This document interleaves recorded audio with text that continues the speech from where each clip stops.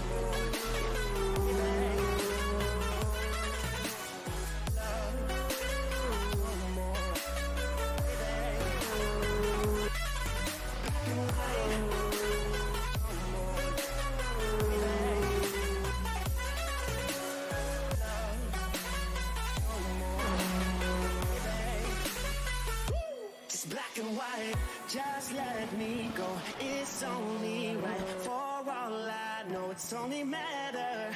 It's calico, it's black and white. Just let me go, it's only right. For all I know, it's only matter. It's calico, it's black and white. White, white, white.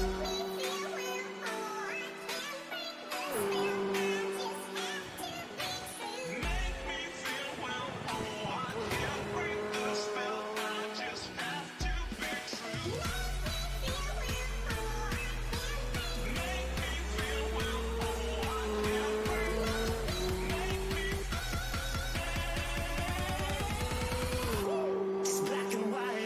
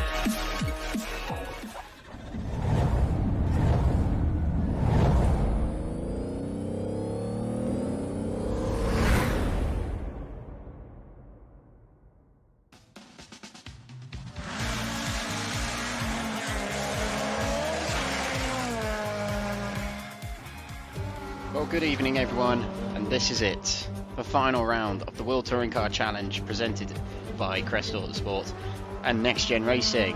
Where else is it going to end? Well, it's going to be the Nordschleife, of course, the famous Nürburgring. Here on the 9th of December, a champion will be crowned, or two champions will be crowned, as we have two categories in the offering today. In intense battling, 6 drivers to keep an eye on in this fantastic finale we are awaiting. This championship brought to you by Crest Autosport RaceRoom Leagues and NXTGEN Racing, and proudly sponsored by Apex Tracks, whom of which have provided the prize that will be given to the winner of the championship at the end of tonight. A model sculpture crafted from modern F1 technology, crafted by Apex Tracks. A sculpture of the Nordschleife will be provided to the winning driver. Who will that be? Will it be Lee Horne? Will it be Jamie Dorey? Will it be David Kernohan? Or will it be Jeff Purkiss? We'll find out in approximately 2 hours or so after we've done the racing tonight. Tonight's track, though, as we mentioned, and as you can see with the iconic corners, including this banked corner, it is the Nordschleife Nürburgring in Nuremberg, Germany, West Germany. It is the 24-hour layout we are racing on today, the biggest track on RaceRoom of 15.7 miles and 25.3 kilometers if that's your measurement system. It costs £2.53 on RaceRoom, which is fairly cheap for such a good track.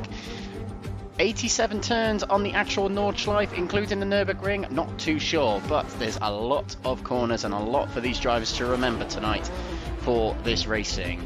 And it is hosted the WTCC and WTCR Race of Germany since 2015, so 7 years it has consistently hosted the Race of Germany.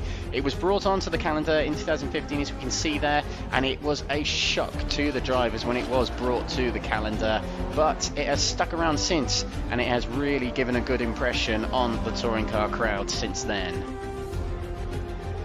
These are the cars we are seeing tonight. For the final time, we'll see these 4 manufacturers on offer: the Chevrolet RML Cruze, the Honda Civic, the Lada Vesta, the Volvo S60 Polestar. And the itinerary for tonight will be ever so slightly different, as the races will not be based on time tonight. They'll be based on laps.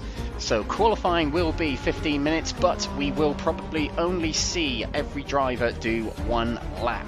1 lap, they have got to do it. They cannot mess it up. If they mess it up, it invalidates their time. So they've got 1 opportunity to set a time in qualifying. Race 1 will follow a 2-lap race.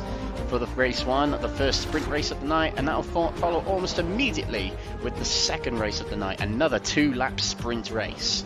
We'll go for a quick intermission in between races 2 and 3, but when we come back for race 3, it will be an ever so slightly longer race by 1 lap, a 3-lap race to finish it all off. We have endured a long but brilliant season, featuring some of the greatest tracks we've seen in World Touring Car history. We started off at Monza, which is the track that hosted the very first World Touring Car event. That was the opening round of the season. The Paul Ricard Solution 3C layout hosted round 2 at the championship, followed by Spa-Francorchamps. Slovakia Ring, which has been a very popular round on the World Touring Car circuit, is round 4 of the championship. Round 5 was at the Hungaroring, which has hosted the opening round of many World Touring Car Championships, but it was round 5 of our championship this season. Salzburg Ring, the Austrian host of the World Touring Cars, hosted round 6 of the championship. Moscow Raceway hosted round 7. We ventured out of Europe for the remaining rounds. Until now, Sonoma Raceway featured round 8 of the championship in the USA. We were over to Japan for round 9, and it was the Twin Ring Motegi circuit. China hosted round 10 at the Shanghai Intermediate layout. Chang last week hosted the Race of Thailand for our penultimate round of the season, and what a round that was. And today, we're back in Europe for the Nordschleife Green Hell, one of the most famous tracks in the world. Its shape iconic to not just racers, but motorsport fans. It is a dream of most racers and most driving enthusiasts to drive the Nordschleife, and today a collection of drivers will get to do that in the form of RaceRoom.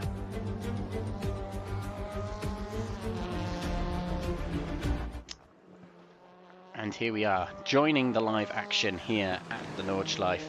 But before we get things underway, we have a little bit of time to kill, and therefore we'll do a little bit more housekeeping. We have the championship results, championship standings, from following last round. But here were the results of the last round at Chang, which was 1 week ago. Lee Horne took pole position ahead of his closest championship rival at the time, David Kernohan, and Jonas Lindberg, who took a car swap for that round, took third place in qualifying, and he got our Driver of the Day award eventually in that race last week. David Kernohan did go on to take the win in race 1, however, with a good start of the race, taking the lead, and it was Jamie Dorey who broke into second place, pipping his teammate and championship rival Lee Horne to second place. Jonas Lindberg took a win in race 2, with Heike Navalov hanging on to the lead for some of the race, but relinquishing it to Lindberg in the end. Lee Horne getting himself back on the podium for third place. And race 3, it was Jeff Purkiss who started from the front, led for pretty much of the race. He took the win in race 3, regalvanising his championship bid.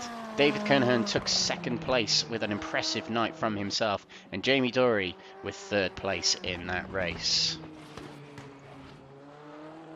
And here's what it did to the championship standings. So all drop rounds are now in place and stationary. No, today's round will not serve as a drop round to anyone.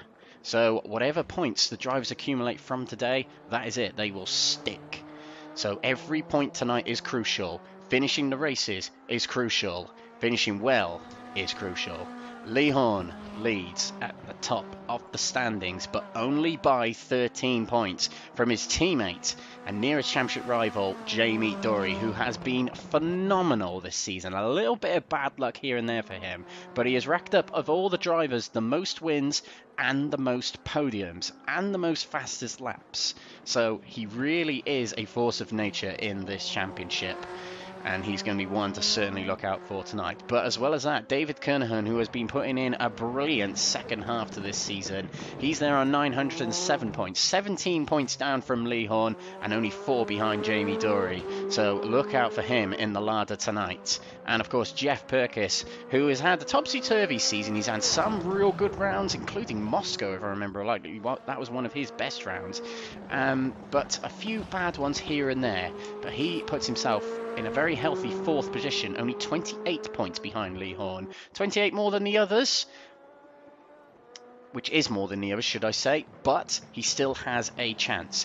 It only takes a bad race from Dorey, Kernohan or Horne for Purkiss to jump to the top. And we will update you with the championship standings after race 2. And of course, after race 3 tonight, we will stay on air to reveal the championship winners. I say championship winners because we also have an AM category championship to keep an eye on, which we'll go through very, very shortly. We have William Barrera in 5th place, followed by Heike Navalov in 6th position, Ollie Anson in 7th, Neil Crave is in 8th position, Stephen de Gravelia, who has been one of the biggest improvers of the season, he's in 9th, and Fraser Rostons, who's missed a few rounds, but he has put himself into a very good 10th position for himself. And of course, we mentioned the AM Championship. They are drivers who didn't, in the first couple of rounds, didn't necessarily get as good a results as the higher drivers, so they were put into an AM category championship similar to what we had last season in the Euro TCR Championship. Ollie Anson is heading that category from Stephen de Gravelia. It is safe to say that they are battling for the championship at this point. Mathematically, Roy Plummer and Anastasios Georgiadis are still in the running for the championship, but as they are 82 and 100 points behind, it is quite unlikely. It is dependent on bad results from Janssen and Stephen de Gravelia. But 35 points separate the top 2. Quite a lot of points, but Ollie Anson has to get the work done tonight to secure that AM category championship. Referring back to the championship standings, they also decide the ballast that each driver carries into qualifying, race 2 and race 1 of each race night. So Lee Horne, being the championship leader, carries the most ballast of 40 kilos, and it runs down in increments of 4 across the overall top 10 of the championship. We also have a team's championship to keep an eye on. It is Lada Sport Rosneft 2016 at the top of the standings, with Lada Sport Rosneft 2015 2 in second place, who had taken it over from Munich Motorsport. Lada Sport Rosneft 2015 consists of drivers David Kernohan and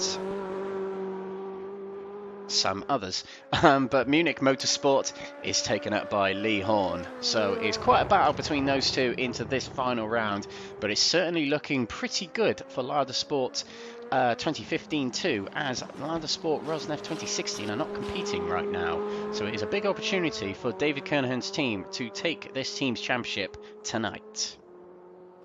Roy Plummer is also in the team to confirm, so 2 drivers scoring for that team in second place tonight, so it's very probable that they will take the team's championship. And as we join this live action in the background, we saw Jamie Dorey just then taking a spin in the chicane, trying to find the limits, it would seem. Very early on, very quickly on here, making sure he's getting the most out of himself on this very, very tough track indeed. But here we go, 13 drivers are about to go for qualifying straight out the blocks. Fraser Rostent doesn't want any draft, he just wants to get out on the track and he wants to get his lap in as quickly as possible. They got 15 minutes and they've got 1 opportunity. So Fraser Rostent, putting himself out in front here is probably a good idea, as he has no one in front of him to spook him or to worry about. He doesn't have to overtake anyone. So could be a wise move here from Fraser, we'll see. We will keep a keen eye on the championship protagonists. Of course, that is Lee Horne here in the Sabine Schmitz livery, and we have a corner here at the Nordschleife that is now named after Sabine Schmitz, who sadly died less than a year ago of breast cancer, and we at Crest Autosport and NXTGEN Racing hosted a race in tribute to her that week. She died, and Lee Horne decided to keep hold of the livery that Sabine Schmitz used in the 2016 World Touring Car Championship, the year of which she actually got her best results of her career in the World Touring Cars, and it was a 10th place finish, a points finish here at the Nordschleife. So quite the tribute using her livery here as Lee Horne takes it around what is the opening lap. Now you're probably thinking, well, are they going to have to do a whole lap of the Nordschleife before they can start their lap? The answer is no. As you're about to see from Fraser Rostent, he will be taking a cut through, which is at the Coca-Cola curve, just at the end of this straight here, so through the chicane and now into the Coca-Cola curve. There he goes, and that will be the start of a first flying lap here for Fraser Rostent. So it does mean the drivers don't have to do a huge lap before starting their lap here at the Nordschleife, as Lee Horne starts his lap. And normally what I do is a lap on board. This is a significantly big track, so I'm not going to be able to talk through it that much, but we will keep an eye on most of the championship protagonists here on this lap, as it's quite important to keep an eye on them. But first of all, I just want to say a big welcome back to our, well, outgoing champion. Eamon Hakim here has rejoined for tonight. He did do the Monza round, but he had to pull out due to personal circumstances. He is back for tonight's round, and a welcome back to him, our Euro TCR champion from about 4 months ago. It is good to see him back. We resume with Lee Horne. He's going through the Nürburgring Stracker here before we venture into the Green Hell itself, the Nordschleife complex.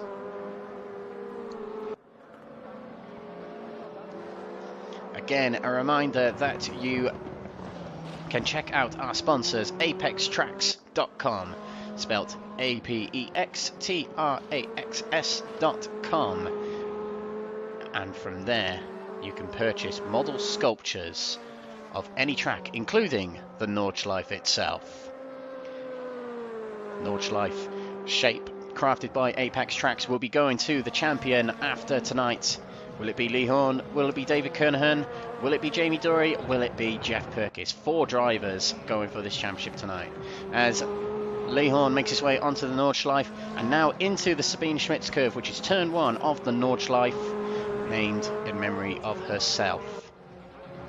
And this is the part of the lap where it gets real tricky, of course. The Grand Prix layout is quite a tricky track in itself, but certainly nothing compared to the mammoth that is the Nordschleife. And a lot of drivers, they would have been practicing getting their laps as quick as possible here, but also they're going to be half conservative to make sure that they do not invalidate their lap. So we might see a few slower laps than what we saw in qualifying. I can't quite remember what the lap time is. I think it's 8 minutes 40 approximately we're seeing. So we'll have to see how these drivers get on. Will they push or will they ease off just to make sure they actually get onto the board? Airborne as we go over the hill here. Slight lift of the throttle as we head right into the very fast complex here. Sideways there from Horne. That'll lose him a little bit of time. Let's see how Jamie Dorey's getting on. I think he's further along into the lap. Yes, he is. He's only just up the road from Horne. We've also got Jeff Purkiss, who is much further along into the lap. And we have also got David Kernohan, who is on the Grand Prix section. So he's left it a little bit late. He's decided to let everybody go. You can see how far they are all ahead. You can see in the top left of the circuit, Elliot House is a long, long way ahead. But what's happened to Fraser Rossins? He was out, first out of the blocks. I can't quite see him right now. But there's David Kernohan, back to Horne. Purple sector 1, 3 minutes 6.265. 3 minutes 6.877 for Jamie Dorey. And nothing from Jeff Purkiss. Has he invalidated his lap? No, he hasn't. No, he's not quite made it. So he was behind Horne and Jamie Dorey. So he will eventually put a split onto the board. So Horne is quickest in Sector 1 so far, but only 2 have come through. Let's see how Jeff Purkiss gets on here. Sector 1 end is coming soon, I believe. Let me just check where Jeff Purkiss is in comparison. He's ahead of Horne. Right. I thought he was. I think Jeff Purkiss has invalidated his lap. Which is big. It means he'll start from near the back. And that's, well, I'd say that's bad, but at the same time, it is a tricky track here. I think Stephen de Grelier has reset to the pits. He's decided not to set a time. He might have invalidated his time and he's gone back to the pits. Now, we're going to keep an eye on Horne as he's approaching the end of Sector 2. It's not a very long sector as Sector 2. It is literally only about 1 minute 50. Which is a very big split, granted, compared to other tracks. But on this track, it's quite small. It's a similar size to a lap. Here we go, 452.0.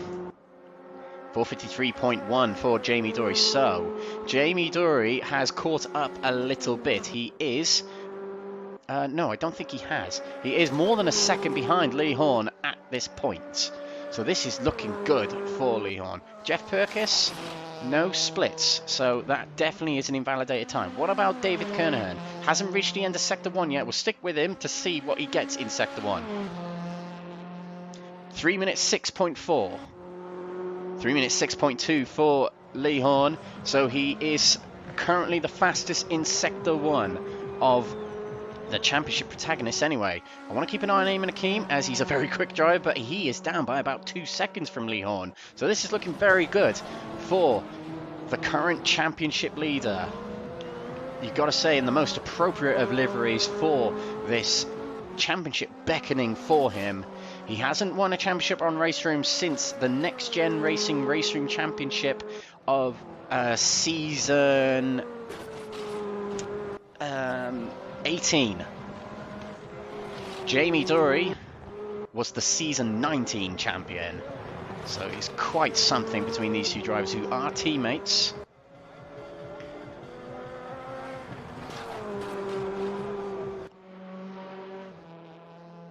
Let's take a look to Ollie Anson as he also is going for the championship, but he's against Stephen de Grelier.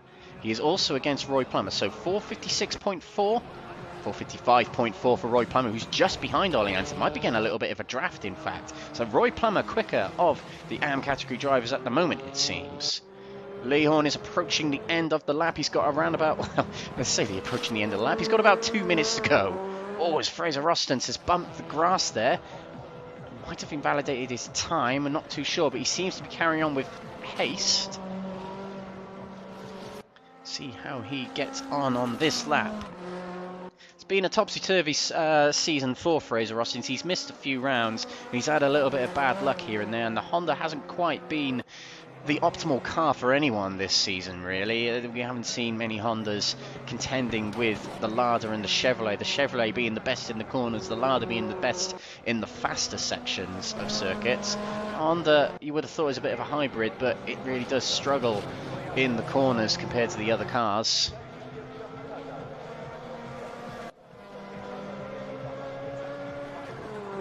Horne won't be getting any draft. Two drivers reverted to the pits, Elliott House and Stephen de Gravelia. So Elliott House, he definitely didn't complete his lap. And here we are onto the main straight. We'll go on board for Lee Horne as he approaches the end of this lap. Somewhat the easier part of this circuit here. Might be picking up a tiny bit of draft from Fraser Austin. Might be too far back. To 259 kilometers an hour, drops to 58 as we go up the hill.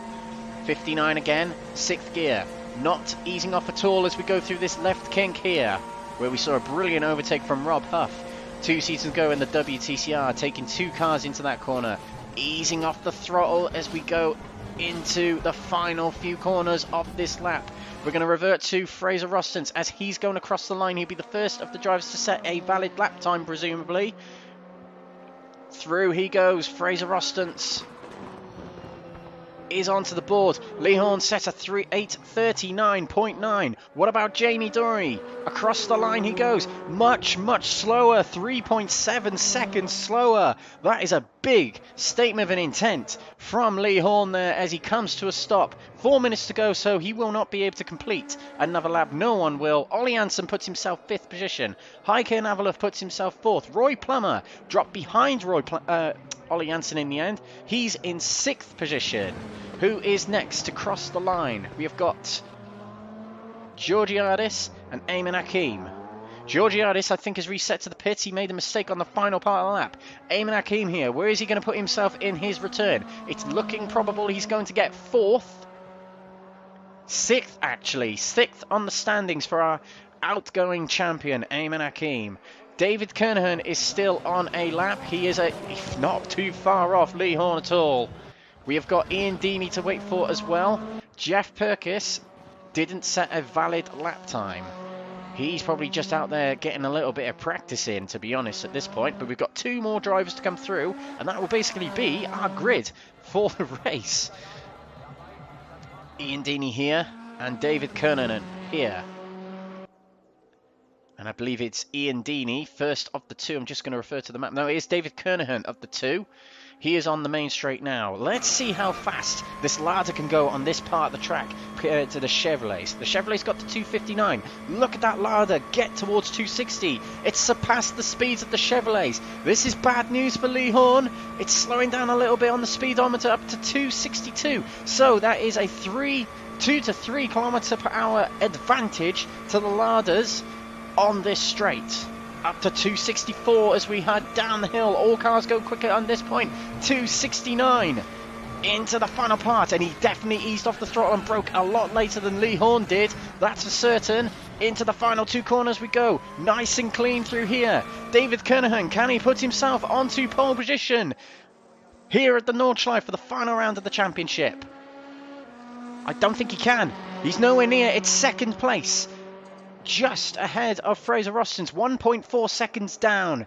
Lee Horne at the moment seems to be on pole position unless Ian Deeney comes up with a very impressive Sector 3 here. The championship leader has thrown down the gauntlet. You guys will not take me tonight, is what Lee is suggesting in qualifying here. Qualifying is one thing, but the race is another, remember. 9 drivers will get on the board for qualifying, and 4 drivers will have invalid laps. They will be Anastasios Georgiadis, Stephen de Gravelia, Jeff Purkiss and Elliott House. Here comes Ian Deeney. He'll come across the line. This is looking okay. 6th position. He puts Ollie Anson down to 7th position and puts himself just behind and alongside on the grid his teammate of Gavra Racing. And that is it. that is qualifying over. We've got a minute left of overtime where drivers are going to do a little bit of practice, it seems. Olly Anson is out onto the Nordschleife. It's a long way back to the pits for his crew, but it's all virtual, so it's fine. It's fine. But a little bit of practice for these drivers here as qualifying expires, but brilliant, really impressive from Horne to take pole position. There's no bonus points or anything like that for qualifying, not like what we had last night in the IndyCar finale on Crest Autosport.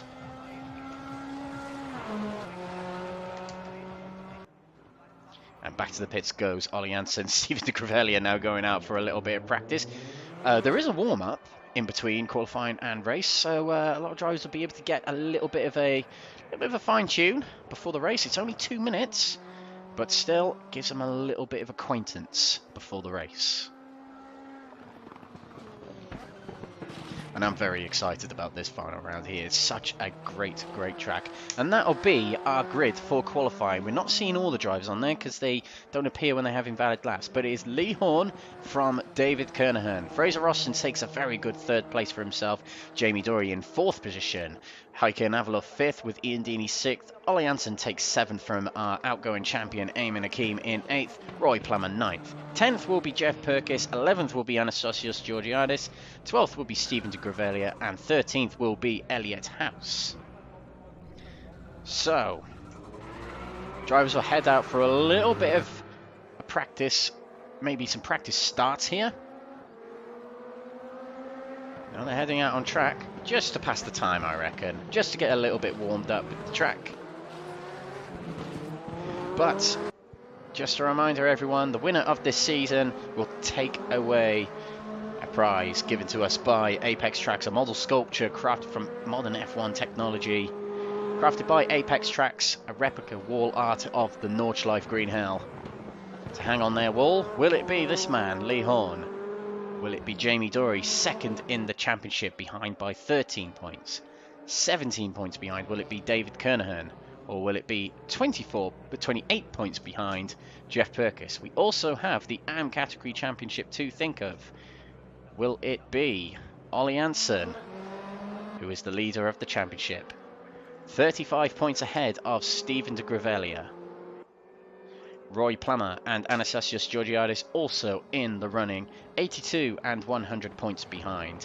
Roy Plummer would be the outgoing champion of the AM category, but he needs a little bit of luck tonight. He might get it. You never know. You never know, especially on a track like this. This will be the point where nerves are settling in. I know in particular because I was in a championship battle last night for the Crest Autosport IndyCar Championship. The nerves settle in at this point when you're about to plunge into the race. You become a little bit stiff in the shoulders. You swallow your saliva more when you're nervous as well. It's these are the emotions that the driver goes through, even in sim racing. What's at stake is the last dance here. What's at stake is a plaque and Apex Tracks wall art, so there's plenty at stake. But there's also eternal glory in the Crest Autosport and Next Gen Racing history books. But here we go. Race 1 of the night is about to get underway. This will be a 2-lap race, and this is round 12 of the championship of the World Touring Car Challenge presented by Crest Autosport and Next Gen Racing here at the Nordschleife 24-hour layout. Welcome along to the broadcast on behalf of myself, Alex Everitt, speaking on behalf of Crest Autosport and Next Gen Racing. If you are new to the channel, give us a like, follow, share, or subscribe from wherever you are watching on whatever platform, for wherever you are around the world. It does help out the community, and it means you can stay watching these races. And the first of 2 is about to get underway. Horne is on the front row. The lights are red. David Kernohan is alongside him. And away we go. Horne comes straight across to defend the inside as we approach turn 1. Down we go into the chicane. We will not take the Mercedes Arena. Into the first corner we go. Defending the inside is David Kernohan from Jamie Dorey, but he's trying to force his way to the inside. Through the chicane we go. Big battles in the middle between the Hondas. Jeff Purkiss is already up to 7th place, but into second place goes, into third place there is Jamie Dorey, up 1 place so far past Fraser Rostance. But David Kernohan managed to hang on to it, defending very hard into the first chicane. Through we go. Good start to this race for Lee Horne. Very confident, got off the line and came straight across to guard his line into turn 1. Jeff Purkiss up to 7th already. A good start for him. He plunges to the inside of Ian Deeney. A little bit of contact along the way, and they're still side by side as they approach the Schumacher S. Jeff Purkiss will take the outside, has a little bit of grass on his outside, and it will not work. Eamon Hakeem now takes 8th place from Ollie Anson, and will work on trying to catch up with the contenders at the top. Jamie Dorey real close to David Kernohan, putting pressure on the larder. All that will allow Lee Horne to pull away potentially. Everyone gets through relatively safe and sound. Anastasios Georgiadis at the back at the moment. Stephen de Gravelia, he has got some tasks to go. He's looking out for the blue Honda. Here, the Rickard Rydell livery. Ollie Anson is top of the AM category in the championship. He's highest of the AM category drivers in this race at the moment. Jeff Purkiss getting closer to Ian Deeney again. Into the Nordschleife arena we go. And through the Sabine Schmitz curve goes the livery of Sabine Schmitz, driven by Lee Horne. He's a second clear of David Kernohan already. This is what Lee Horne needs. He needs to clear from David Kernohan, as on the very fast sections of this track, 3 in particular where there are flat out fast sections, he needs to be well clear of the larder so it doesn't slipstream him and get past him. That is where David Kernohan is going to be at his best. He stretched away a little bit from Jamie Dorey in the last few corners or so, and Fraser Rostance is really having a good go tonight. Good qualifying performance, and in this race he's keeping up with the contenders at the front here. Purkiss is struggling. Purkiss needs something from this. There is a reverse grid of 10 for this opening race of the night, currently taken up by Roy Plummer. That'll help Jeff Purkiss, but it's points he needs, not reverse grids. Through we go. This is the first fast section of the track. We'll reach near our top speeds at this point on the circuit. We can see David Kernohan is visibly getting closer to Lee Horne at this point in the track. Into the left hander we go. Oh, as Lee Horne is very sideways going through the corner, he just about hangs on to it. Slow down penalty for Eamon Hakeem, as we can see there. He is just behind Jeff Purkiss and just ahead of Ollie Anson at the moment. No position drop for him just yet, but Kernohan has closed in a few tenths and broken away from Jamie Dorey by a few tenths. It's been intense battling from these 3 in particular, particularly at Chang last time out. And look how quick Kernohan is on this part of the track. This is where Lee Horne is in trouble, when it is getting real quick. But on the twisty corners like that, this is where Lee Horne comes into his own. Clearly, in qualifying, he was able to hook up those real good parts of the lap for the Chevrolet to relieve the deficit that the Chevrolet receives on the 3 main fast sections of this track. But Kernohan seems to be doing alright, and we have seen from Lee Horne this season he does struggle on the opening lap. Now granted, the opening lap of the previous races have been to near 2-minute laps. We're already more than 2 minutes into this race, so Horne's tyres should be warming up, and he has actually broken away by a few tenths on the last few corners or so. Elliott House with a good opening lap here. He's up to 10th place, and he is looking for a move on Ollie Anson.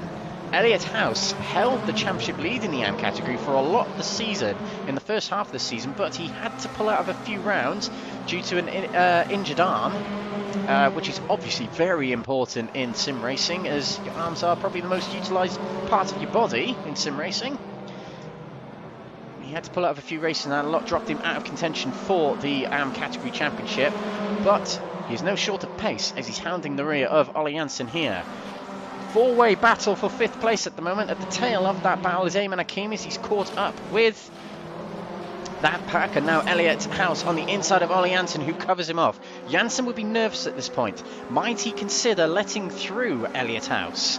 Now, the championship rival to Ollie Anson is a long way back. It's a long way back, in fact, quite a lot of seconds back. So this is not going well for Stephen de Grevelier in his bid for that championship. But Ollie Anson still needs to get his head down and focus on the end game. Big battling in the AM category here. At the front, Horne is breaking away from David Kernohan. We got a huge four-way battle here for fifth place, headed by Heike Navalov at the moment, and in the middle of them is Jeff Purkiss. In the sole larder of this battle, the back of them is Ayman Hakim, the outgoing champion. Into the banked curve we go, one of the most famous corners in the world, let alone this track. As they huddle down into the shallow part of the banking, and actually the AM category drivers are catching up with this battle here as they're toppling over each other. Janssen is getting close to Ayman Hakim. He's got Elliot House almost pushing him along. 2.7 second gap between Horne and Kernohan. Big moves here from Horne to break away. A very important part of the lap for the Chevrolet, where it comes into its own and it is visibly better than the Lada. Elliot House still looking for a way past Ollie Anson. We saw Ayman Hakim drifting round the previous corner then. Dropped off a little bit by half a second from Jeff Purkiss. And actually Ian Deeney has dropped off a little bit from Heike Navalov. This might allow Heike to get his head down and break away from this pack here. As wide goes Ayman Hakim, trying to find an advantage on the car ahead of Jeff Purkiss. Purkiss, I've said it time and time again, is one of the most difficult people to pass on RaceRoom. A bit of a Matt Neal in that sense. He's very tricky to overtake. And that is Ayman Hakim's challenge here. In these cars, which he said to me in confidence that he's not too confident in these cars compared to the WTCR. Of course, he was untouchable in the WTCRs last season. Jeff Purkiss with a good run through those last few corners, and he's got right up onto the rear of Ian Deeney, but this really isn't a part of the track that's possible for overtaking. It's very difficult around this section of the track. We've got Elliot House still real close to Ollie Anson. He's got to try and find a way past. Oh, is Ian Deeney up there? Went a little bit wide, and that I think actually it was Heike Navalov who went a bit wide. So now it's reverted to a four-way battle again for this fifth position. Horne enters the back straight. This is the part of the lap where he is definitely going to have a disadvantage to the Lada, but it's 2.7 seconds clear. This is what Horne needs. Getting his head down, getting these laps done. Real close here. Ayman Hakim has made the mistake somewhere and he's dropped back from that pack ahead. Now, this is going to be crucial. Drivers moving around, trying to break people out of the slipstream. Navalov is a sitting duck here. Can Ian Deeney get alongside quick enough? The Lada is catching up. Deeney's going to take to the outside. And could it be three wide? Jeff Purkiss takes to the inside as we go through the kink. It will be very close between these drivers. Purkiss gets ahead. Through he goes, and it's still side by side between the Hondas. Ian Deeney and Navalov. Who's going to be first of the two?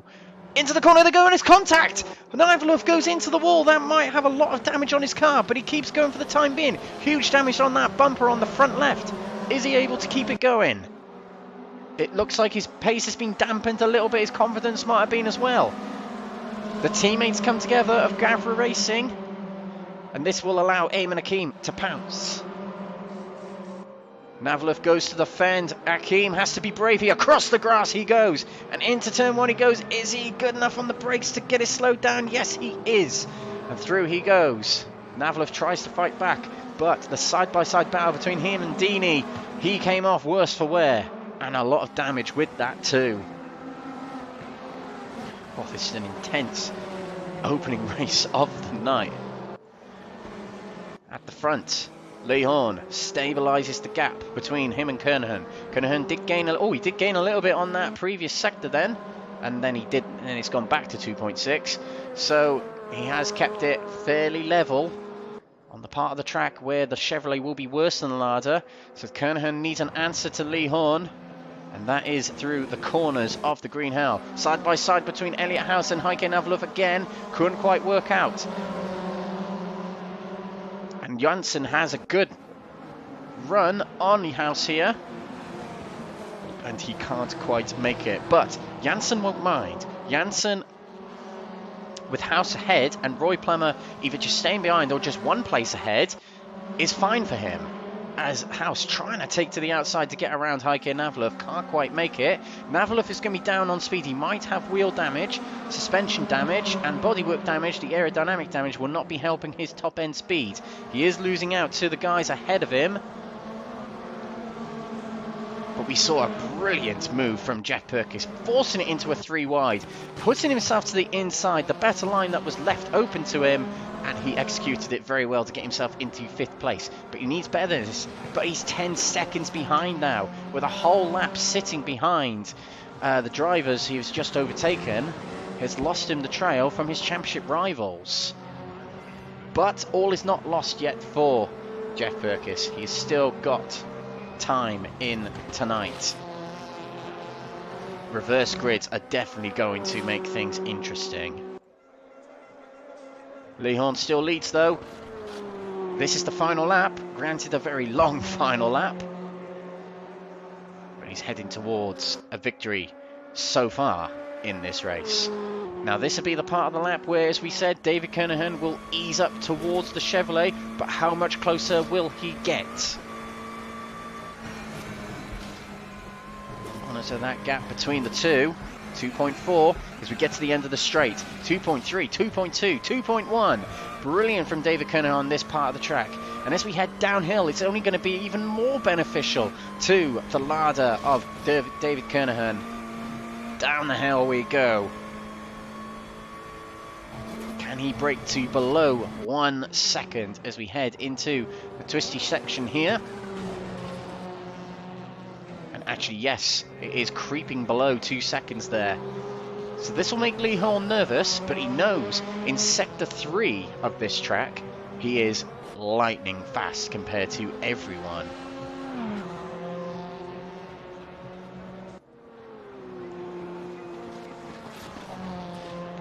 There's another real fast section coming up, which really is advantageous for David Kernohan, but he runs wide here. Got to be real careful not to scrub off too much time from Lee Horne. He needs every little bit of time he can get.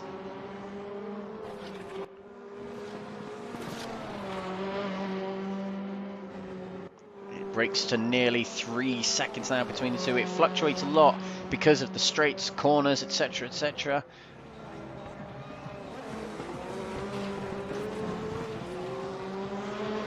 Let's keep an eye on other things going on before we come back to Kernohan for the fast section coming up soon. We've got a 4-way battle here for P8.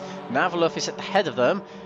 Oh, is Elliott House trying the inside? Couldn't quite make it. Ollie Anson and Roy Plummer behind. Let's break back towards Lee Horne. 3 seconds clear now of David Kernohan. But this is coming up to fastest section on the track, and Kernohan's now 3.5 seconds behind.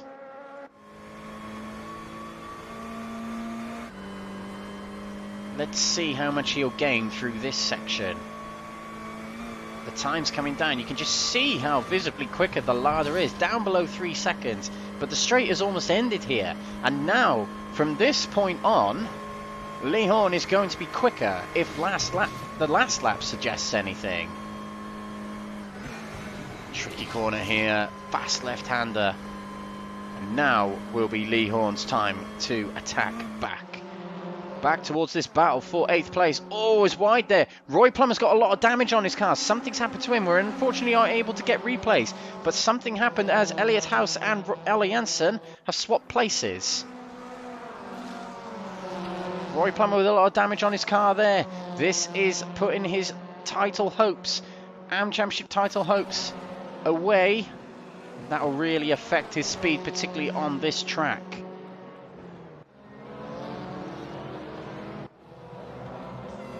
Janssen heads the AM category in the race respectively. And he has got the help of Navalov to tow him along. But he knows Elliott House is not his battle. But if you're Janssen, you'll just make sure that you get yourself enough points. And you need every little point you can get from the races. 4.3 seconds between Horne and Kernohan. It's been an exemplar performance so far in this race from Lee Horne. And when we did have the Sabine Schmitz tribute race some months ago, Lee Horne was particularly phenomenal in that race. Gets along with this track and gets along with this car. And that's why he's at the top of the championship, and that's why he's leading this race ultimately right now. 4 seconds clear. It's a big moment for Lee Horne. He might be taking the win in this race, providing the rest of the lap goes well, and that really does put him into good stead for the rest of the night. He'll be 17 points clear of Jamie Dorey and 19 clear of David Kernohan, which is quite comfortable. But he still needs to get himself good finishes. He'll start 10th for the next race, and he'll have to make sure he gets up the order. We have seen from Lee Horne a change of the old Lee Horne, where he was almost afraid for a lot of overtakes. He just wouldn't put his car into a risk of either taking himself out or taking someone else out. He's now making a few more risks, as he's not actually getting any penalties or making any dirty moves. Sometimes you need a bit more risk to become the better racing driver. The best racing drivers finish first. Lee Horne is the best of the rest in this race so far. Kernohan has gained on him a little bit in the last minute or so, but it's definitely not going to be enough at this point. Maybe Lee Horne has eased off a little bit to just relax to bring it home. 2-lap race, remember, here at the Nordschleife. We've got another 2-lap race coming up very shortly, and then to finish off the night, we have a 3-lap feature race. Here we go through the final few corners. Lee Horne comes around the final corner. He'll take the win in race 1 here of the World Touring Car Challenge, round 12. Across the line he goes. He's extremely happy with that. It is win number 6 of the season for Lee Horne. He ties Jamie Dorey's record of most wins in this season. David Kernohan takes another podium, 12th podium of the season. Jamie Dorey will come through to take 19th podium of the season. Can he hit 20 before the season is out? He could do. He could do. And of the AM category, Ollie Anson will take top honours. And that really does help out his championship. The AM category puts it a little bit further out of reach from Stephen de Gravelia. An extra 5 points, I believe, out of reach, which takes it to 40 points.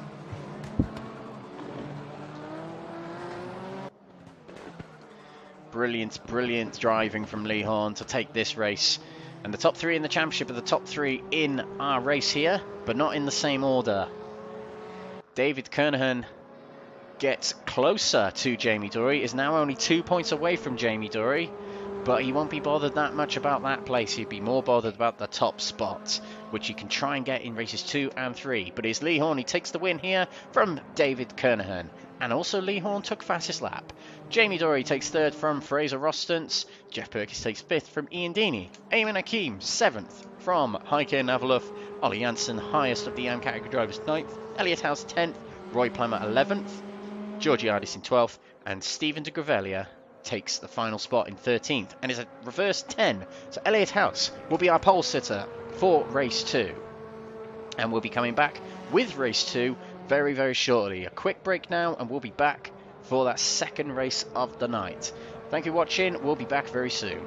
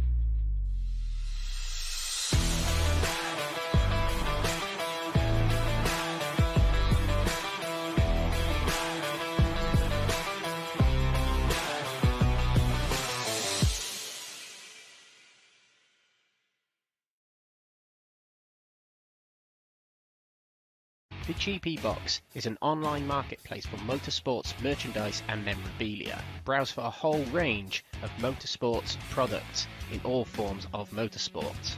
Take Formula 1 for example. There is a whole section dedicated to Formula 1 products from your favourite drivers, cars, teams or tracks from all eras of Formula 1.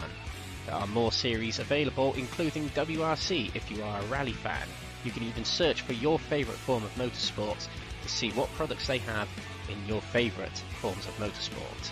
Or, if yourself are a retailer in motorsport, you could set up your own shop within the GP Box to open up your products to a much bigger motorsport audience. Find out more at thegpbox.com.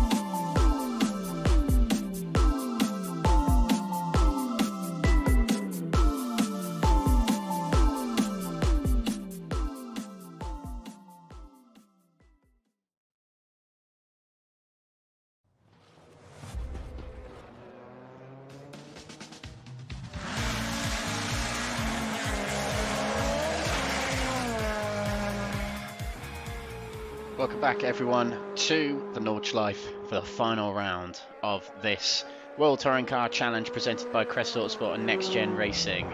We have race 2 coming up for you in just a few moments time. An update on the championship following race 1 of the night. Olly Hansen still leads the championship, of course, with his win. 17 points clear now of Jamie Dorey, who's now only 2 points clear of David Kernohan in 3rd place. Jeff Purkiss now 36 points behind the leader Olly Hansen, 17 points behind David Kernohan. So it is very, very close for 2nd and 3rd. And they're drifting away from the top spot. But this is race 2. This is a big, big race. This could be the race that defines the championship. A big race from Olly Hansen here will nearly, surely but surely, tie it up. It won't tie it up mathematically, but it'll put him in a good position, that's for certain. But here we go. This is 2nd race of the night. Another 2-lap race awaits us here. Welcome on behalf of Crest Autosport, NXTGEN Racing and our sponsors, Apex Tracks. The winner of the championship takes away model sculpture crafted by Apex Tracks of the Nordschleife. Drivers line up on the grid. It'll be Elliott House that starts on the front spot. All drivers lined up on the grid. And the lights are red. Away we go. Not a bad start from Elliott House. Away he goes. Ollie Anson on his inside. Keep an eye on the back as well for the championship contenders. Down towards turn 1 we go. Towards the Mercedes arena we go, but we won't take the whole Mercedes arena. We can see Eamon Hakeem on the inside here.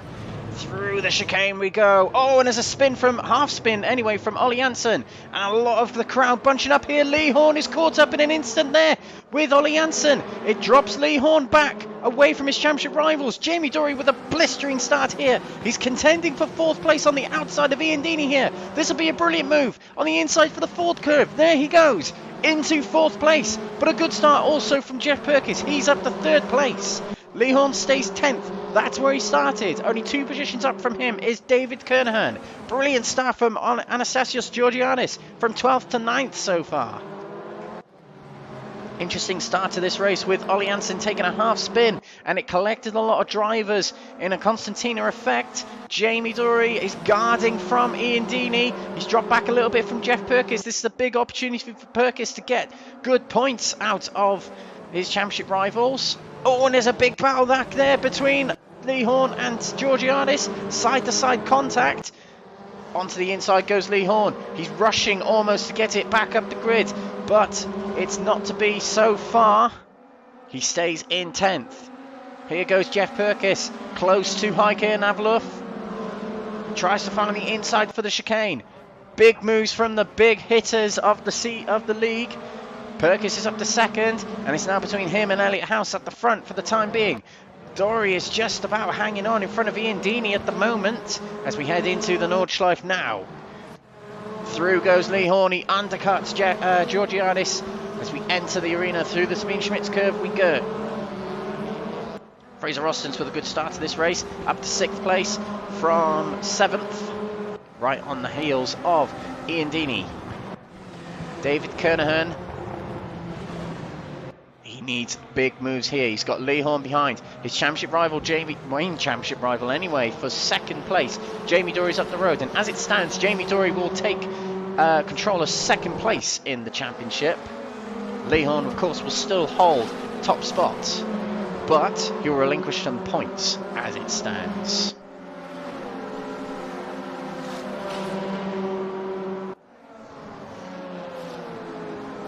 Kernohan real close to Ayman Hakim, returning outgoing champion from previous season.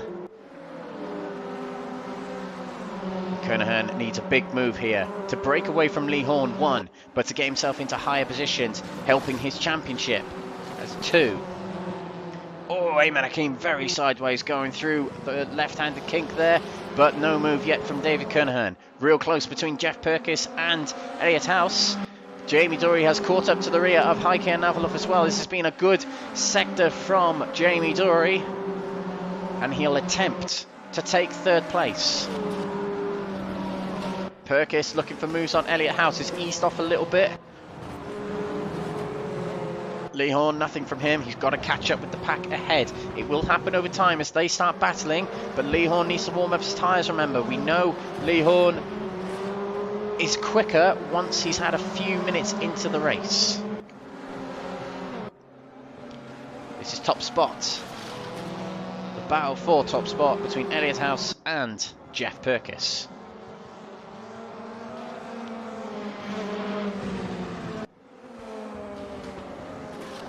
Through sector 2 we are going. Oh, and we can see Jamie Dorey real close to Heike Navalov. Can't quite get around. Taking lots off the curb is Jamie Dorey to take as much time as he can out of Navalov.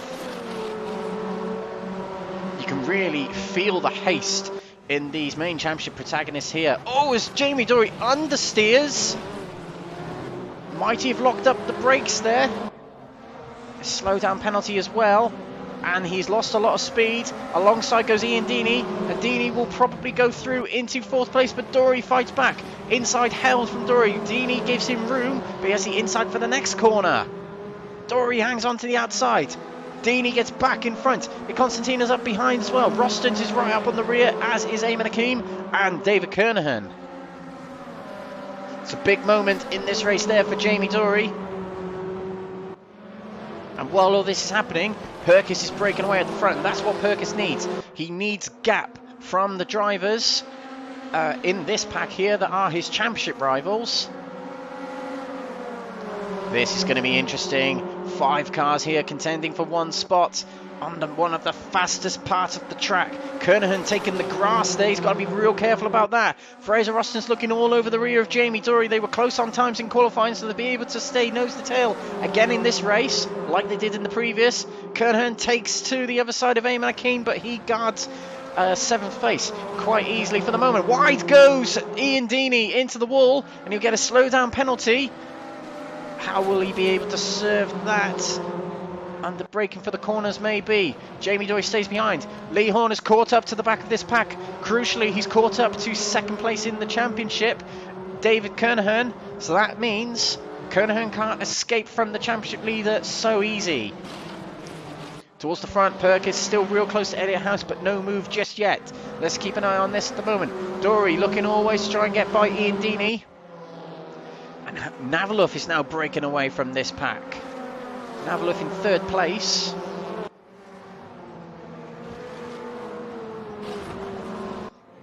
And, oh, big move there from Jamie Dorey. A slight tap at the rear of Ian Deeney, who got a bit out of shape coming out the corner. And Dorey is through. Deeney hangs on to 5th place, but he's under pressure a little bit from Fraser Rostons. So Dorey's got through, and he can try and break clear now. Roston squeezing it to the inside of Ian Deeney there. Has the inside for the next corner, but Deeney closes it off. He stays ahead.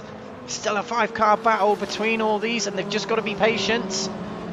Oh, Deeney. Oh, something's happened to Deeney there. And he might have had a slow down penalty. He might have had an unsettle in the car. But he drops behind these drivers here. Kernohan has got ahead of Eamon Hakeem, and Eamon Hakeem is letting Lee Horne by. I wonder if Eamon Hakeem has done that for the championship purposes, not getting in their way. But that will be bad news to this man here, Jeff Purkiss. He wants those championship contenders of his to be held up. All he can do, though, is try and get himself into this top spot. That'll be some points, and points he'll take out of his championship rivals into the next race. No move yet from Jeff Purkiss. He's been stuck behind Elliott House for the whole lap. He's waiting for the moment. And he might try and do it on the main straight.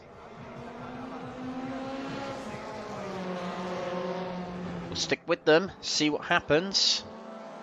Oh, unsettling of the car through the back corner here. And onto the main straight we go. Let's get on board with Jeff Purkiss. See if he can catch up with the ladder ahead. Elliott House has no ballast on his car. Jeff Purkiss has 28 kilos. But that's not stopping. The slipstream's still working for Jeff Purkiss. We saw a brilliant move from him. Rob Huff-like in the first race on Ian Deeney and Heike Navalov. And he is easing past. Can Elliott House stay alongside and contend in the next corner? Purkiss is broken ahead though. Into the lead goes Jeff Purkiss. And that seems to have sealed the deal. Jeff Purkiss has waited to that moment, presumably. And now he can focus on breaking clear. Kernohan real close to Fraser Rostons, but no move from him. This is the battle for 5th position. Lee Horne won't mind the positions as they are right now. Lee Horne will lose points to his rivals, but not many. This is Lee Horne teasing a move on David Kernohan. He's going to try the inside. Oh, but Kernohan is later on the brakes somehow. Usually the Chevrolet is better on the brakes. We've also got a battle between AM category contenders, Roy Plummer and Anastasios Georgiadis. Ollie Anson is highest of the AM still, favourable through that reverse grid. In fact, Elliott House is the highest AM. Oh, as Georgiadis goes wide. Oh, and contact between Roy Plummer and Georgiadis. Plummer backs off to let him back go. But Ollie Anson is very much in control of the AM category championship right here. And in fact, I think as things are right now, if it finishes as is, Ollie Anson will be the AM category championship winner. As it stands. Because he will be more than 40 points clear, and it is 40 points for a win. Kernohan has broken ahead of Fraser Rostons. And Lee Horne, oh, to the outside of Rostons. Oh, what a move by Lee Horne. Not contended much by Fraser Rostons. Realises there's a championship at stake. Doesn't want to make any silly moves. But still, brave on the outside there from Lee Horne. And now he can set on an attack on David Kernohan. Dorey is getting close to Heike Navalov. He can break into the podium spots. This is bad for Jeff Purkiss, because if Jamie Dorey gets into 3rd place, it means that Jeff Purkiss is only breaking away from one of his championship rivals, or catching up with his championship rivals, by only 4 points. And he takes the inside of the Sabine Schmitz curve. Oh, contends the inside still, does Heike Navalov. But Jamie Dorey eventually gets in front. Eamon Hakeem has run slow here going into the Green Hill complex. He has dropped back to 11th place. It is a full reverse grid. And I think Ian Deeney has had to take to the pits due to damage. But it will be a full reverse grid if everyone finishes. And we've got 1 lap remaining, so they may as well all try and finish.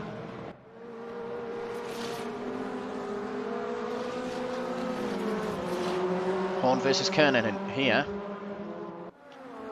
Oh, something's happened to him and Hakim. Oh, he was in the wall then. He was upside down against the wall, and it's reset him, and he's able to break away. But a bad race, it seems, for Eamon Hakim. But he'll be able to return for race 3 and try and better himself, that's for certain.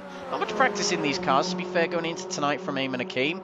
So he has been away for quite a while, and he's decided to join in tonight just for a little bit of fun, it seems. But that's good to see. It's good to see. Oh, Olly Hansen getting sideways through the left-hander there. That is not going to help him in trying to get by David Kernohan. Is he trying to bide his time and try and pass David Kernohan on the straights? Mind you, the Chevrolet is not the ideal car to do that in. Oh, Georgiadis runs wide, and that'll allow Roy Plummer through. So Roy Plummer breaks into 9th place, but that's still not going to be enough for him. Still, as it stands, Ollie Anson will be champion. And in fact, I think Roy Plummer is actually out of contention. Yes, going by my mathematics, Roy Plummer has now conceded the AM category championship. Kernohan to the inside of Navlov, couldn't quite make it. Navlov is very, very good at defending, by the way. It does require cunning for people to pass him. He guards the inside lines very, very well, providing enough room on the inside usually. But makes it a tough job for yourself to pass him. Horne real close to Kernohan on the run here. This is the part of the track where the Chevrolet is real good, so he'll be getting a little bit angsty behind these, but it's difficult to overtake here.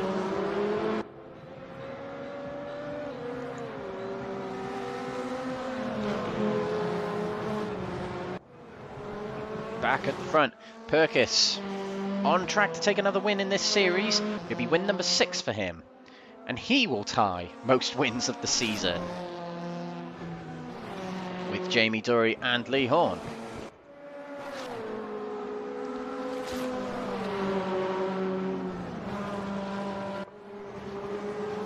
And if there is a tie in the championship or for a position, it will go on a countback of wins, and if that's tied, it will go on a countback of podiums. As Kernohan takes the inside of David Heike and Navlov, and through he goes. It seemed Navlov had a bad exit from the previous corner, and Navlov's able to break through. But on this part of the track, Kernohan could do with being ahead, which he is, as this will break him away from Lee Horne, who's not losing the trail too much. That's good for Lee Horne. Oh, it's a bad exit there from Navlov. Oh, and he tried to sneak it to the left of Navlov, but Navlov covered it off. Runs wide a little bit there. Can Lee Horne get to the inside into the next corner? Yes, he can. Oh, but a turn across from Navlov. Bit naughty there from Navlov, to be honest. From my point of view, it looked like Lee Horne was well and truly alongside, but he's got to try again on another corner. He'll be disappointed with that, Lee Horne will, but he needn't panic. He is in a very good spot still. He'll only drop 4 points as it stands, which puts it closer to what it was at the start of the night. But he won't mind that because it puts him in a better grid position for the next race. And he is still some points ahead. Oh, and a big near flip over there from Fraser Roston. It's taken the curb too hard and it bounced him off the track almost. But he's able to keep it going. He might have a little bit of damage on that car, but all he has to do is get it to the end of the lap here. Remember, the next race is 3 laps, so 1 extra lap, which seems like a blast still.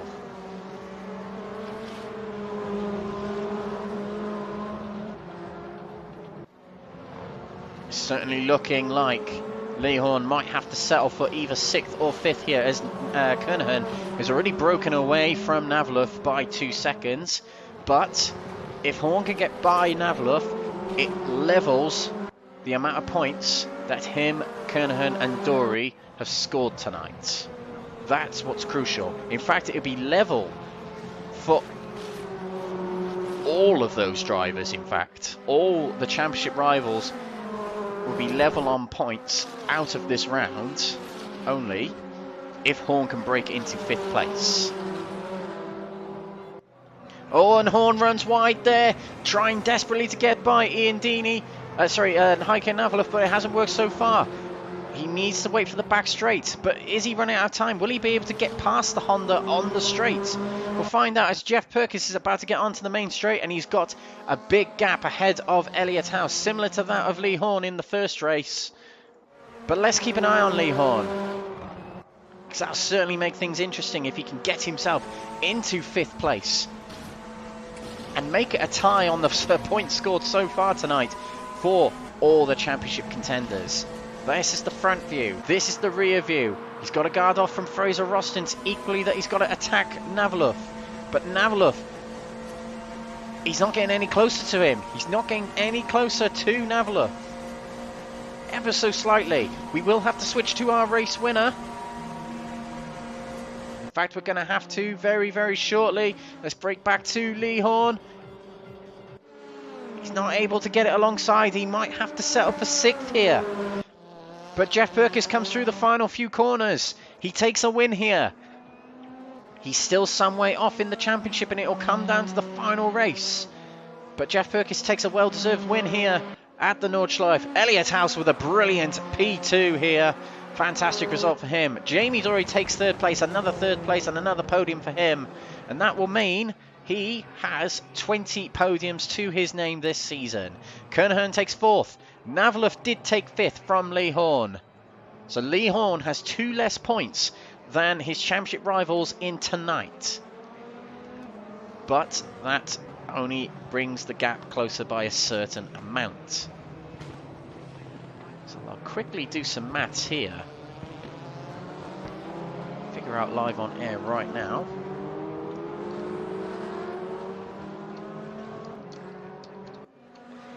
Jeff Purkiss won the race. He gets an extra 40 points. David Kernohan will get an extra 34 points. Jamie Dorey will get the same amount of points in the previous race of 36. And Lee Horne, finishing 6th position, will get 30 points. So it is correct. Lee Horne 2 less points. So Kernohan, Purkiss and Dorey have each scored 72 points so far tonight. Lee Horne with 70. And there are your results of the race. To run through them again: Purkiss 1st, House 2nd, Dorey 3rd, Kernohan 4th. Navalov is 5th from Lee Horne. Fraser Austin 7th from Ollie Anson. Roy Plummer takes 9th place with George Ice in 10th. Deeney 11th. Stephen de Gravelli at 12th, and 13th, Eamon Hakeem, but he'll take reverse grid pole for the final race of the night. Championship standings as they are: Lee Horne leads by 11 points from Jamie Dorey, 15 points from David Kernohan, 26 points from Jeff Purkiss. That's the gap going into the final race of the championship. Coming up next, don't go away, ladies and gentlemen, the final race of the season is coming up in less than 10 minutes time. Don't go away.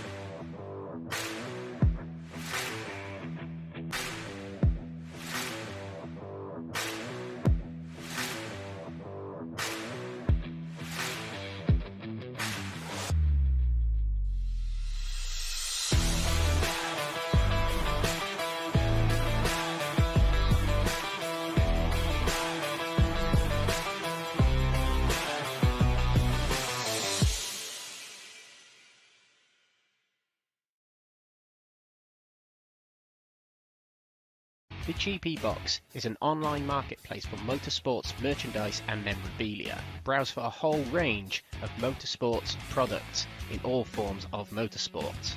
Take Formula 1 for example. There is a whole section dedicated to Formula 1 products from your favourite drivers, cars, teams or tracks from all eras of Formula 1. There are more series available, including WRC if you are a rally fan. You can even search for your favourite form of motorsport to see what products they have in your favourite forms of motorsport. Or, if yourself are a retailer in motorsport, you could set up your own shop within the GP Box to open up your products to a much bigger motorsport audience. Find out more at thegpbox.com.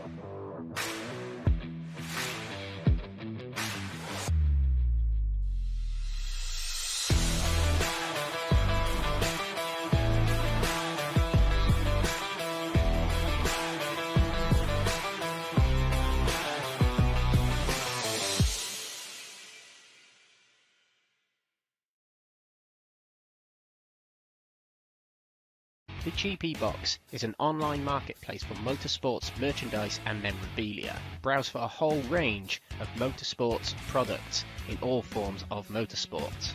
Take Formula 1 for example. There is a whole section dedicated to Formula 1 products from your favourite drivers, cars, teams or tracks from all eras of Formula 1. There are more series available, including WRC if you are a rally fan. You can even search for your favourite form of motorsport to see what products they have in your favourite forms of motorsport. Or, if yourself are a retailer in motorsport, you could set up your own shop within the GP Box to open up your products to a much bigger motorsport audience. Find out more at thegpbox.com.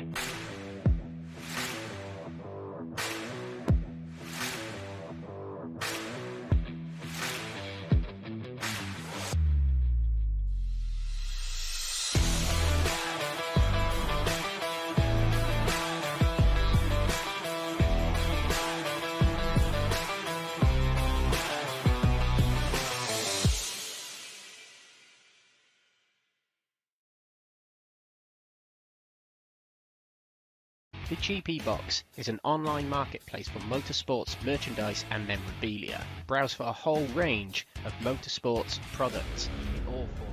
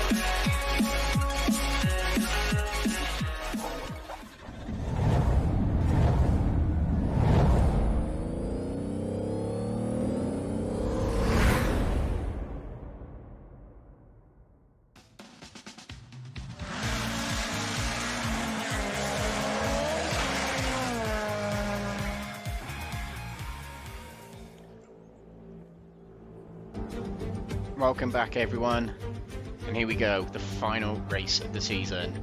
Round 12, race 3 of the night, the 36th race of the season. The World Touring Car Challenge will end after tonight. Hosted by Crest Autosport and NXTGEN Racing, sponsored by Apex Tracks, the prize givers for this championship. And the prize is a model sculpture of the Nordschleife crafted from modern F1 technology by Apex Tracks themselves, given to the championship winner at the end of tonight. Will it be Lee Horne? Will it be David Kernohan? Will it be Jeff Purkiss? Will it be Jamie Dorey? We'll find out. And a huge thank you to our other partners and affiliates, including PowerMax Racing, Track Racer, Fast R603 Autosport, and Joyce Design. Tonight we're here at the Nordschleife, the Green Hell. The 15-mile layout of the circuit hosts us for this final round of the championship. It's been a long old season, but what a season it's been. The last dance is now the final race of Crest Autosport RaceRoom Leagues. Monza hosted the round 1 of the season, Paul Ricard was race 2, round 3 was Spa-Francorchamps, round 4 was Slovakia Ring, Hungara Ring round 5, Salzburg Ring round 6, Moscow round 7, Sonoma round 8, Twing Ring Motegi round 9, Shanghai round 10, Chang round 11, and today, our final race, the Nordschleife.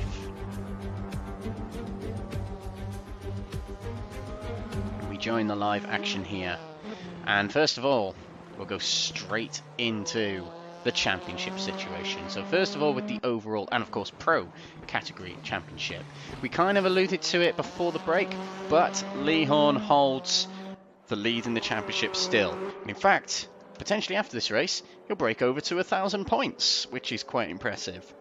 But 11 points clear is Lee Horne from Jamie Dorey. 11 points. So realistically, if Lee finishes 6th or higher, he is champion. 6th or higher. Jamie Dorey is 2nd, and he is just ahead by 4 points from David Kernohan, whom himself is 11 points ahead of Jeff Purkiss, who sits 26 points behind Lee Horne. 6th place is what Lee Horne needs. And we also have a champion already in the form of the AM category championship. Ollie Anson takes the World Touring Car Challenge AM category championship. He has 4 points to spare in this final race, even if he doesn't race.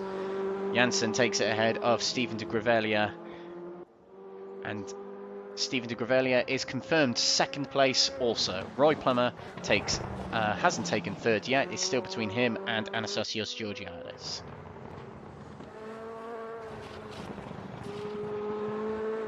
Five minutes to go. So this is the last dance for, I know I keep saying it, it is the last race for Crest Autosport RaceRoom Leagues. And for the time being, NXTGEN Racing RaceRoom Leagues.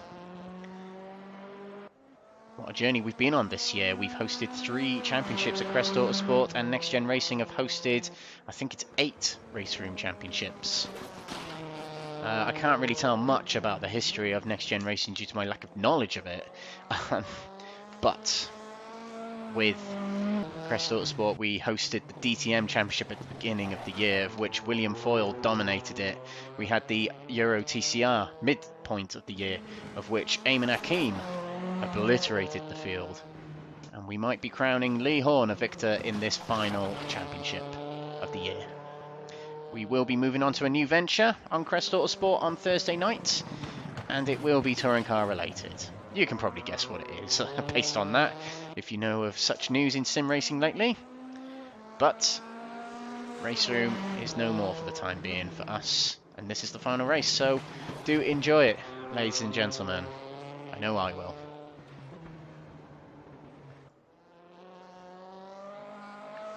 As drivers getting a little bit of practice before this final race of the night. A lot of these drivers will know they're not in too much contention for the championship. Some of them will just be here to try and pick up a good result before the end. We'll look through the grid here and we'll see if anyone can really pull something out the bag.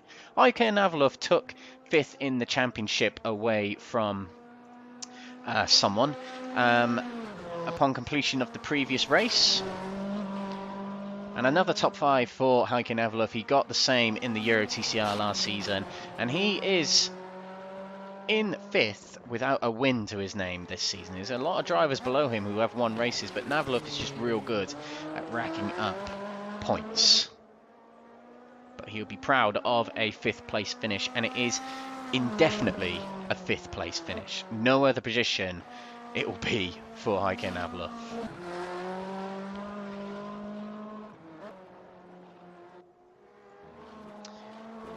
Who else can break through for the win? We've got Eamon Hakim to keep an eye on, as Eamon Hakim is starting pole for this next race. In fact, we will get the grid ready for this final race of the night, and we'll run through it shortly. But Eamon Hakim starting on pole, and we've joined by Mark Arrowsmith. He joins us for the final race here. He's been dabbling with iRacing. He has. Welcome to iRacing, Mark Arrowsmith. Life will never be the same again. Your wallet will never be the same again, put it that way. But what a sim iRacing is, what a sim RaceRoom is, it's given us plenty of stories over the last year. Of course, I hosted Exiled Virtual Motorsports before coming over to Crest Autosport. It's been a wild year, that's for certain. Been some great races along the way to watch. We've hosted 36 races we have this year,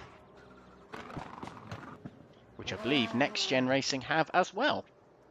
Might actually be a few more, as I think season 18 crept over to this year. 2 minutes to go until the final race of the evening starts, and we'll go through the grid in reverse order. Eamon Hakim will start on pole position. Stephen de Gravelia will line up second. Third will be Ian Deeney, with Georgiadis in 4th position. Roy Plummer will start 5th, with Ollie Anson in 6th. Fraser Rossens will start 7th, with Lee Horne in 8th. Heike Navalov will start 9th. 10th will start David Kernohan. 11th will be Jamie Dorey. 12th will be Elliot House. And 13th will be Jeff Purkiss. And remember, Lee Horne, if he gets 6th, he is champion. If he finishes 7th and Jamie Dorey wins the race, Jamie Dorey will be champion. It's a crucial, crucial race.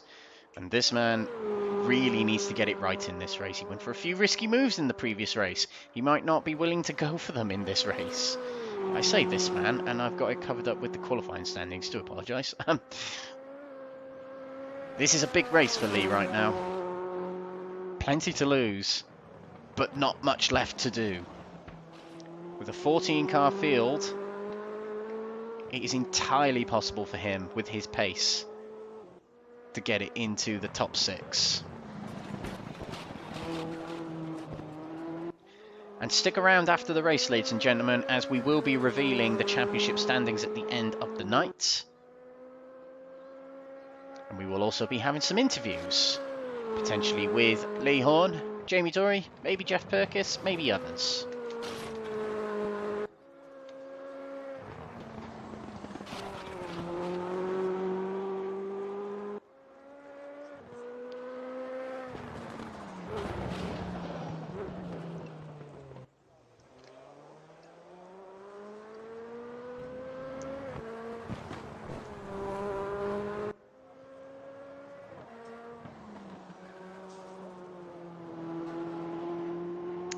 Final race of the year when it comes to Crest Autosport sim racing.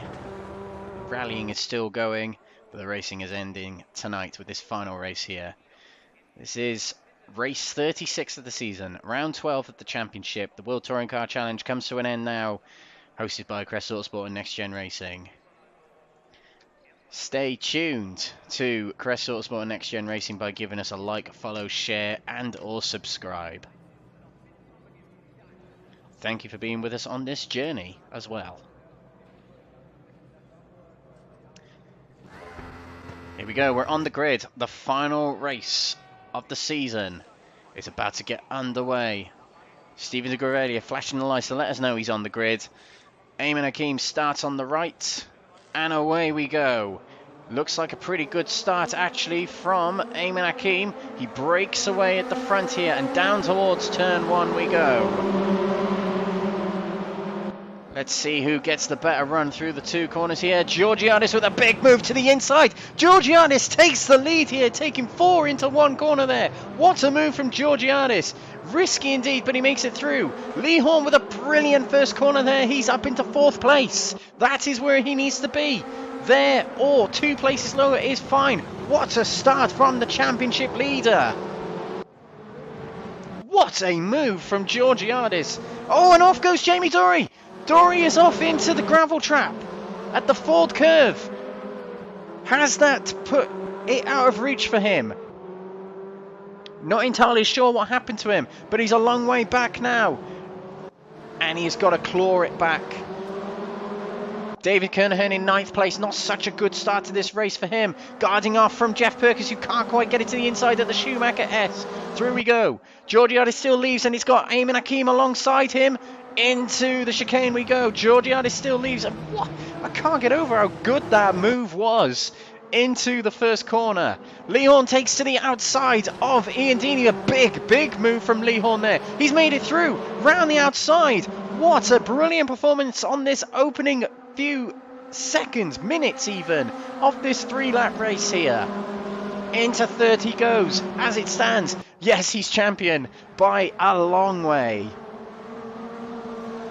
This is what Lee Horne needs to do. Maybe he risked a lower position in race 2 just to make sure that he could get to the front of this race. Into the green hill we go. Georgiadis still leads. I can't get over that move on the first lap. It might have been a mistake, but it worked. And he got himself into the lead. Bunches up a little bit here. Lee Horne has got one of his championship rivals from last season ahead of him. Oh, and Eamon Hakeem skipping across the curb there. He can't quite find a way past. Eamon Hakeem is quite a tricky person to overtake. Jamie Dorey's back up into 12th place, and he's caught up with the pack here, so it's not all doom and gloom for him.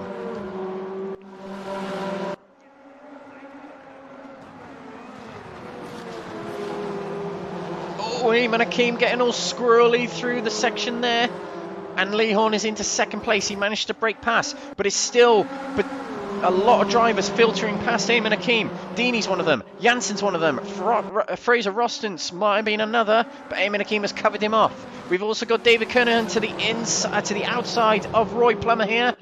Into the hairpin we go. Kernohan is bringing Jeff Purkiss with him as well. Roy Plummer will have to let him through. Ollie Hanson's in 4th place. He's secured the AM Championship already, remember. So he is just driving for bits and giggles.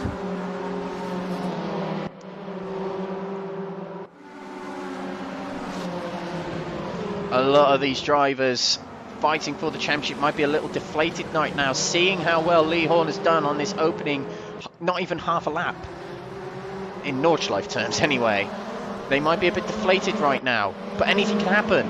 Anything can happen as Lee Horne prances towards the top spot here. A good opening lap has got to be said from Anastasios Georgiadis right now.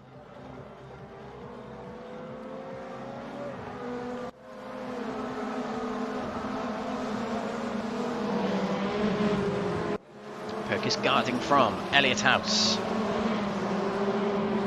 We've seen a lot of drivers struggle to overtake at this point. Jamie Dorey, you can see visibly pushing hard, trying to get back up the order. And Mark Arrowsmith, sadly, he came in for race 3, but it's a retirement from the race. Game over for Mark Arrowsmith and his season, unfortunately. But what a season it has actually been for Mark Arrowsmith. He's been up and down in places, but at the same time, he's had a few real standout performances. Horne is close to Georgiadis and breaking away from the drivers behind. This could be a double victory tonight for Lee Horne. Race 2 wasn't much to sing about, but it put him in a good grid position to enable him to go on to try for this top spot so early on in this race. It's quite a long race here, quite a long 3 laps, so he can bide his time, he can be patient. I don't think Lee Horne has done the mathematics, to be honest, in his head of what he needs to do. But we know 6th is all he needs. He's 2nd right now, challenging for 1st. Very close here for 3rd, 4th and 5th. Janssen right on the rear of Ian Deeney. Let's keep an eye on Lee Horne, see if he'll take the lead at any point in the next few corners. Georgiadis needs to keep it clean. Georgiadis is in a very good opportunity here to get a good result. Has Georgiadis got himself a podium yet this season? No, he hasn't. So it's a prime opportunity as Lee Horne takes to the inside and takes the lead in this race. He's cruising towards the championship here. As Georgiadis goes wide of the banking, that's not the line you want to take for that corner, but he regroups and he gets it back on track. Lee Horne breaks away, more than a second clear already. Ian Deeney real close to Georgiadis. Ian Deeney has been pretty good tonight, been getting in amongst a lot of battles, and he's currently in the top 3, but with a lot of charging drivers around him. Kernohan and Purkiss. Purkiss might realise that 1st is out of the question, but he'll do what he can to try and get in the top 3. There's plaques on offer for 2 and 3, and as it stands, David Kernohan will take 2nd in the championship.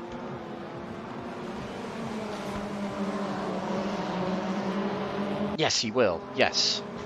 Oh, it bunches up in the middle. Eamon Hakeem sideways, and he somehow keeps it going. It bunches up, and drivers trying to filter around one another, but it stays in the order that it was. Very luckily, Eamon Hakeem struggling with the rear end on that Honda. It is a bit of skittish, I've got to be honest. But yeah, very well held by the Malaysian driver.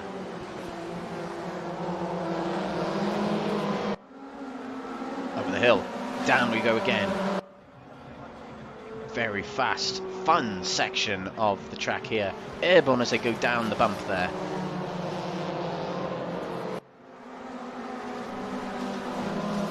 Horne has broken away to a near 4-second lead already. This is exactly the final race he'd have wanted. Exactly what he would have wanted. It gets so close now from 2nd downward. 2nd to as far as 11th, where Jamie Dorey is right now. As it stands. Oh, Georgiadis goes off and into the wall.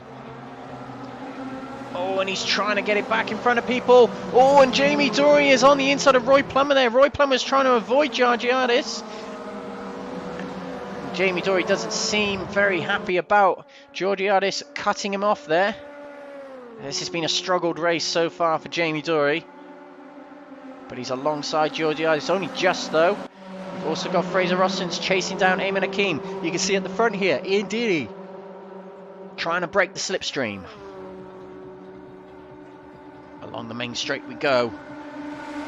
Ollie Anson takes to the outside. He'll try and take 2nd place here. Look how good this is between all these drivers. Is it 3 wide? No, it isn't. Oh, and look at this on the inside. That was Fraser Rostons. Brave on the curb there.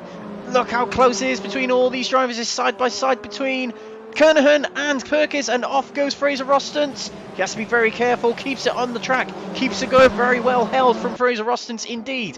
Ollie Anson takes 2nd place here. Eamon Hakeem into 3rd place. Deeney down to 4th. Kernohan remains in 7th, but Purkiss is broken up into 6th place.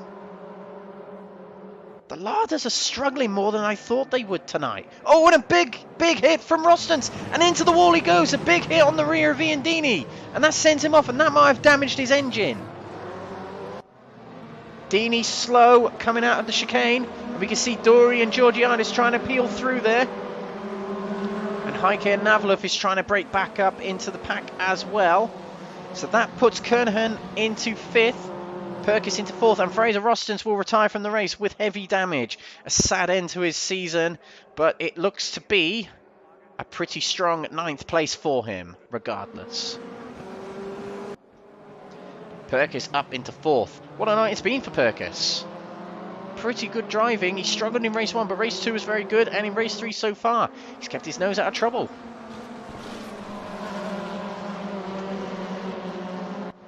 Akeem to the back of Ollie Anson. Ollie Anson is another driver who hasn't had a podium this season. Could this be an opportunity? He's got 2 highly credible drivers behind him. Jeff Purkiss, who's been brilliant this season, and Eamon Akeem, of course, the outgoing champion. Into the chicane will go. Purkiss takes to the inside of Eamon Akeem. Oh, and Eamon Akeem turns across, and Purkiss nearly ends up on his roof. He struggles to get going again, and that'll allow Kernohan and Jeff Purkiss alongside him. 3 wide going into the corner, into the green hell, and through back goes Jeff Purkiss. Elliott House drops some places there. Kernohan managed to keep it going. I think that was desperation there from Jeff Purkiss to try and get it back ahead of one of his championship rivals. Oh, and sideways Roy Plummer, and that allows Jamie Dorey through. Dorey is back into 2nd in the championship as it stands. And that move did it. This will be enough for Jamie Dorey to secure 2nd in the championship.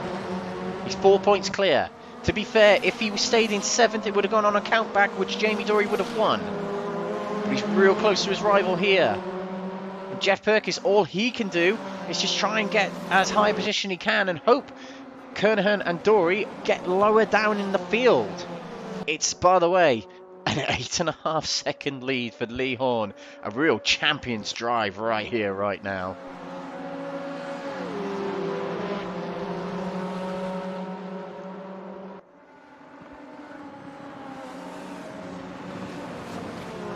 Dorey chasing down David Kernohan as they go sideways through that left-hander there, and we've still got another lap after this one. It's quite a long race here, this feature race, and a lot can happen.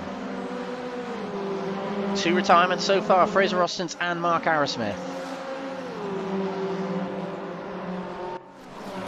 Purkiss all over the rear of Eamon Akeem, who's struggling to try and get up with Ollie Anson.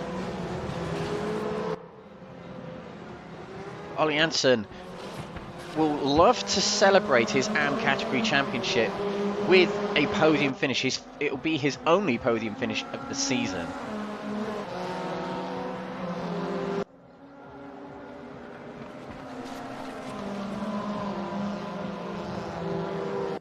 Jamie Dorey close to Kernohan again. But Dorey might know this is all he needs, just to sit behind David Kernohan. It is mad that coming into this race, well, of tonight, coming into this race, each of the championship rivals scored 72 points, with the exception of Lee Horne on 70. Steven de Grevelia had a spin in the chicane here. He gets going again, he'll be able to complete this race, but what was looking like a potential championship showdown for him to be involved in, Grevelia has not been at his best, let's say. He's had much better races this season. Looking back to Twing Ring Motegi, that was one of his best performances.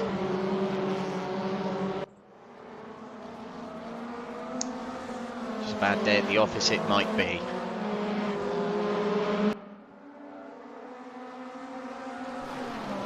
Purkiss broke past Eamon Akeem just a few moments ago. Now he can set his sights on getting into 2nd. Ollie Anson won't mind. He'll put up a good fight, that's for certain. But he'll want 3rd place, certainly. He'll know he hasn't had a podium this season. And Jeff Purkiss quicker on this section of the track will go alongside Ollie Anson, who tries to close it off, but some form of etiquette keeps Jeff Purkiss on the track. Ollie Hanson's given the minimal amount of room, but still Sam. Purkiss has to take to the outside for this next corner. Tucks behind, tries an undercut, gets a good undercut. On the grass goes Janssen, and that might lose it to Eamon Hakeem, who's had a very good run here. Can he break into third place? And he takes to the grass. It'll be a slowdown penalty, but he breaks into third place. Ollie Anson drops to fourth. Oh no, Eamon Hakeem serves that slowdown straight away to the outside, and through goes Janssen, and David Kernohan now challenging for that fourth spot. Oh, and he tries to turn across. Oh, and there's contact with Ollie Anson. And they both tried to squabble for that inside line into the banking. Kernohan was ahead most of the two, but it sent him across the grass in trying to get onto that line. Very, very tricky one indeed. It might be one for the stewards after. As it stands, Kernohan and Dorey tied on points, but a count back means Dorey will take second.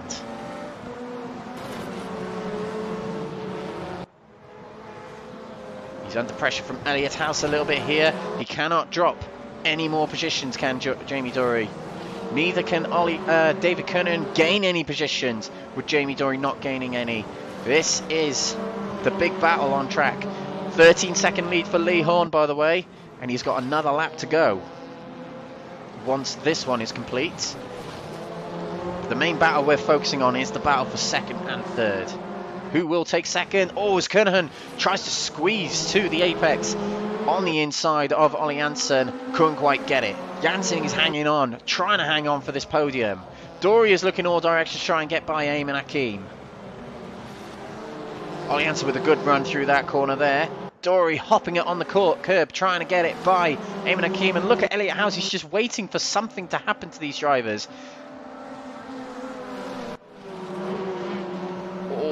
Dorey takes the inside, takes a lot of that curb, but he can't get it alongside Eamon Hakeem. He's trying desperately here. He knows he can't let David Kernohan get away, and House is through. House to the inside, a brilliant move around the outside. Now that puts Jamie Dorey in a bad position as he tries the undercut back for the next corner, and he gets through. Elliott House goes wide, and on the slower line, as wide back there also, Navlov is wide, as was Roy Plummer. Jamie Dorey is back into 6th place, but for a moment he was in 7th place with a brilliant move from Elliott House, but a brilliant retake has got to be said by Jamie Dorey. Down this main straight, following close to Eamon Hakeem. Can Jamie Dorey get enough speed down this straight? This is where the Chevrolet has struggled all season. It just can't get the upper hand of speed on the Hondas or the Ladas. The Honda's breaking away, it's got less weight as well. Let's not forget that. And they're catching up with the Ladas up here. This is on board with Eamon Hakeem, and we are closing in on David Kernohan, who can't catch up with Ollie Anson. Lee Horne starts his final lap. His championship run is coming. This is his victory lap. He just needs to get through this. Kernohan gets a good exit from the final corner. He'll be able to challenge Ollie Anson going into the Mercedes arena here, the Mercedes chicane. Doesn't go for a move to the outside, but Elliott House moves past Jamie Dorey. Into 6th place he goes. Elliott House has been on fire tonight, but a brilliant retake from Jamie Dorey gets it back into 6th place, and David Kernohan still remains in 4th position. Oh, Elliott House runs wide at the Ford curve. You have to try again to catch back up with Jamie Dorey, but Elliott House has been brilliant tonight. A good result in race 2, and this is just a good showing from him right now.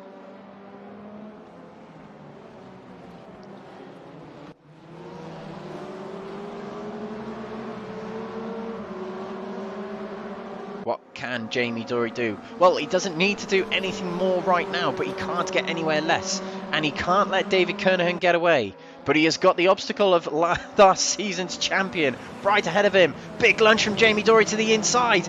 Eamon Hakeem gives him room. And Dorey gets a good run on the inside there, and through he goes into 5th place with a brilliant, daring move. Oh, and as he runs wide, has that slowed him down. He tries to shake off the gravel so he doesn't lose too much momentum, and Eamon Hakeem might not have enough of a run to try and make a move on Jamie Dorey just yet. Up towards the chicane. Dorey looks safe for the time being, but Kernohan can still move it up into 3rd place. Dorey might still lose 5th place. Ollie Anson stays in 3rd, defending brilliantly from one of the quickest drivers of the season. It's got to be said, David Kernohan.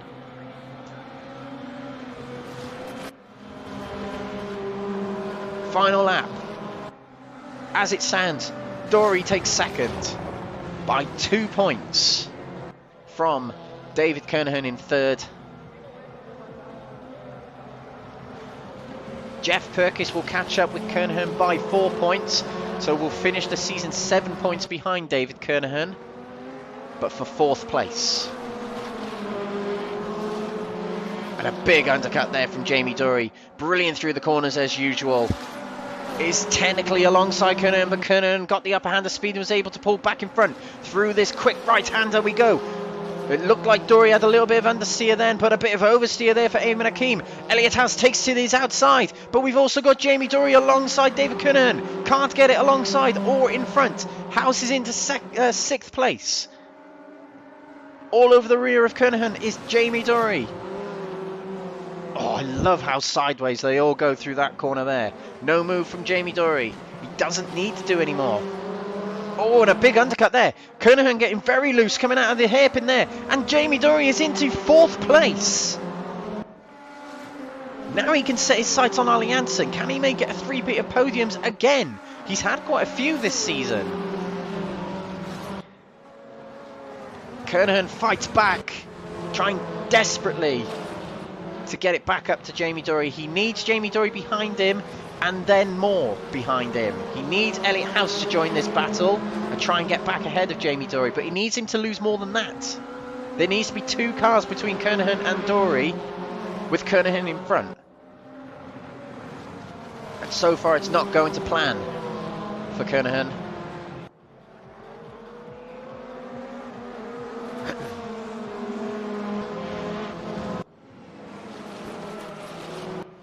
It's safe to say that Lee Horne has eased off a little bit, as Jeff Purkiss has been a little bit quicker on this lap, but with a 11 to 12 second buffer, he doesn't really need to do more. It's been quite a remarkable season from Lee Horne, who set out from the word go. It was actually his idea to put on this championship with featuring the World Touring cars of 2015, 2016 and 2017. And he knew he was good in these cars, and he set out to try and get the championship. It didn't look good at the start of the year, but the second part of the year, he really came into his own, and he's racked up some more victories and some big performances. But we'll revert to this for the time being. We've got Kernohan versus House. We've got Dorey versus Janssen. Can House get in front? Yes, he can. Oh, and Jamie Dorey runs wide. Janssen hangs on to 3rd, and Jamie Dorey doesn't seem happy about something. Not the first time he's flashed his lights in this series, as Elliot House takes to his outside. This is good news for Kernohan. This is what he wants. The quick ladder to the outside, but he has the outside line for the next corner, which is a slight dab of the brakes to get through. Dorey has the advantageous line of the inside. Through they go. House tucks back in behind, but a big undercut. Dorey goes into the wall and drops behind David Kernohan. Will that damage his car? But that allows Kernohan back through. But as it stands still, Jamie Dorey will still take it, but a mistake like that is going to drop him time, and that brings Ian Deeney into the fray. This is close quarter stuff. It has gone back and forth between these two. But now's the time to nominate our driver of the day. I think honourable mentions need to go to Jamie Dorey for big drives during the night, on for a three-peat of podiums if he can get this final part of this lap sorted. Elliott House has had a brilliant night as well in 4th place, but it just has to go to our new champion. My Apex Tracks driver of the day goes to Lee Horne. A win here and a win in race 1, basically to tie it up. Fantastic driving from Lee Horne all season and all night tonight.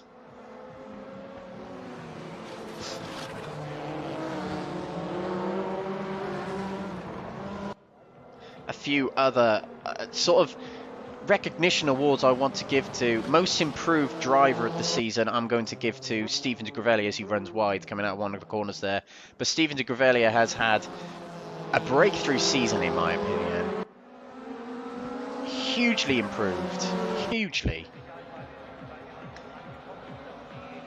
Here we go. Final part of the lap. Lee Horne is on the final parts of this. Just a few more corners to go. This is an interesting battle because if David Kernohan can get to the front of this and Jamie Dorey stays at the back, Kernohan will take second in the championship. This is a big, big moment. House is trying for 3rd place.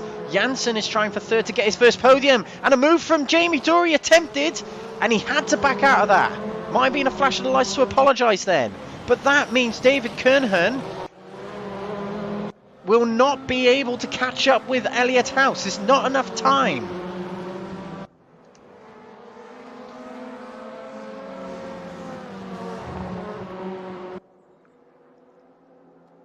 Down the main straight we go. Lee Horne will revert to him as he will be our champion. We'll just flick to this other battle to just keep an eye on it. It is side by side between them, but we have to switch to Lee Horne. The World Touring Car Challenge, hosted by Crest Autosport and NXTGEN Racing. Your champion, Lee Horne, will come across the line to take the championship. His first since season 18 in NXTGEN Racing RaceRoom League. Jeff Purkiss will take 2nd place here. A brilliant, brilliant end to his season. But it's still battle on between all these drivers. Kernohan has broken back ahead of Jamie Dorey. Or has he? Jamie Dorey goes into the wall here. And he stays on the track just about. But Elliott House has broken into 3rd place at the end to deny Janssen his podium. A brilliant performance from Elliott House tonight. 2 podiums for him. Janssen, 4th place. Kernohan takes 5th, and Jamie Dorey will take 6th, which is enough. A frustrating race for him, but it's enough to take 2nd in the championship. Kernohan will take 3rd in the championship. Jeff Purkiss takes 4th. And winning the AM category championship, he won it securely in the 2nd race, but Ollie Anson 2nd in the AM category first in the AM category championship. Stephen de Grevelier with a battered car. And our most improved driver of the season takes 2nd in the AM category championship. But your overall champion, this man here, Lee Horne. What a fantastic season it has been from him.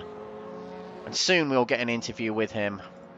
We'll have a quick intermission to sort out the final championship standings that we can reveal to you.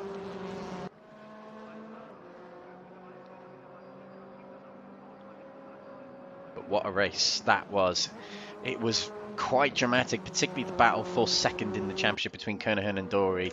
Went right down to the final corner. And it could have gone pear-shaped for any of those drivers there. Stay with us, ladies and gentlemen, as we will be interviewing the champions. We will be interviewing Lee Horne. And in fact, we're going to right now. We are joined by Lee Horne. You are the World Touring Car Challenge champion, Lee. Congratulations. Get in. Thank you very much, Mr. Everitt. That was sweaty work in race 2. Oh my goodness. I tell you what, just rounding up the results here for the final race of the night. Lee Horne takes the win from Purkiss in 2nd. Elliott House with a strong night for him in 3rd. Ollie Anson 4th. Kernohan 5th. Jamie Dorey 6th. Ian Deeney 7th. Heike Navalov takes 8th from Roy Plummer. Eamon Hakeem coming through in 10th. Jordi Ardis 11th. Stephen de Grevelier 12th. And DNFs for Fraser Rostons and Mark Arrowsmith, unfortunately. But we'll come back to you, Lee, as, wow, what a night indeed. We'll talk about race 1 first. Almost perfect, would you say, with a nice, good qualifying performance, and then pretty much a lights to flag finish, and you eased your way from Kernohan as well, didn't you? Yeah, it was. If I'm honest, I've used my lunch break because I've been at work today and last night, and I've been setting myself up to take this on really quite seriously. And yeah, the qualifying went nice and clean. It was a big concern. We've got one lap. You can obviously easily throw it away. I didn't push too hard, but I wasn't taking it easy. And then I was, as you saw, straight across in front of Dave. I got a good start. I thought I'm going to defend that line to start with. And then, yeah, it was just a case of defending a couple of corners and then just getting my head down and getting out of there. And it went to plan nicely. Race 2 was a a bit of a different matter because I picked up suspension damage probably, a few corners into the Grand Prix, into the Nordschleife. So I was then running with front right suspension damage. So it became a little bit of a pig to drive, but I sort of battled through it, and it was damage limitation as soon as that had happened, and I got involved in the corner 2, the left-hander, after corner 1, obviously with was it Olar or Georgiadis? No, it was Olar, I think, as he came across, and I was like, that knocked me back a bit. So I was like, right, get your head down and just try not to get too many damage points. My aim was to try and get as close to Jamie as possible, and I didn't do too bad. And then it was all guns blazing for race 3.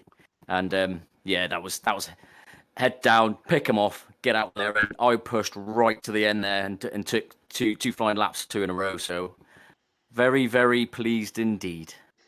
You definitely sound it. And I mean, this is your first championship in Next Gen RaceRoom since, I think it's season 18. Am I right? I'm trying to think. I either did 16 and 17, or it was 17 and 18. I can't quite remember, but it was 2 years ago when I came over to PC and I did my first Next Gen Touring Car League. And I had 2, and then Jamie had 1, and then Ben had 1, and then you had 1. So yeah, it's been a while, a long time coming again. But I've just been loving my racing, to be honest with you. All the guys I race with, both obviously all the Crest drivers and the Next Gen drivers, we all get on. It's like one big group, really. I know it's 2 groups, but we all get on really well and enjoy our racing together. And yeah, this series has been fantastic. Excellent stuff. Well, before you go, is there anyone you want to give a shout out to? Well, obviously the sponsors, 603 Track Racer, Apex Tracks, PowerMax, Faststar, and George Design, of course, who help run these leagues with their support. Your very good self for putting on the entertaining side of things for the public that obviously they're watching. When you do a grand job of it. And I've got to be honest, a special shout out to my engineer, who's helped me set my car up throughout the season, and also is my very fierce rival, one of my best mates and fellow admin, Mr. Jamie Dorey. He's helped me right through the season with setups. Begrudgingly, and for this last one, he was like, I wish I'd not helped you, and all that, the banter was kicking off. But to be fair to him, he's been very kind in helping me out and helping me set my car up, because I'm rubbish at setups. So thanks go out to him as well. Excellent stuff. Well, Lee Horne, you're finally a champion again. Go celebrate and enjoy your prize from Apex Tracks and enjoy your plaque from Uncle Luke's. We'll see you when we see you next. Thanks very much. Cheers, Alex. Here we go. That was Lee Horne we were just speaking to. And we're going to speak to another driver who it didn't quite work out for him. No plaque for Jeff Purkiss, unfortunately. But Jeff, 4th place in the championship in the end. But a very strong night from you indeed. Win in race 2. And a pretty good performance in race 3. How do you feel after all of that tonight?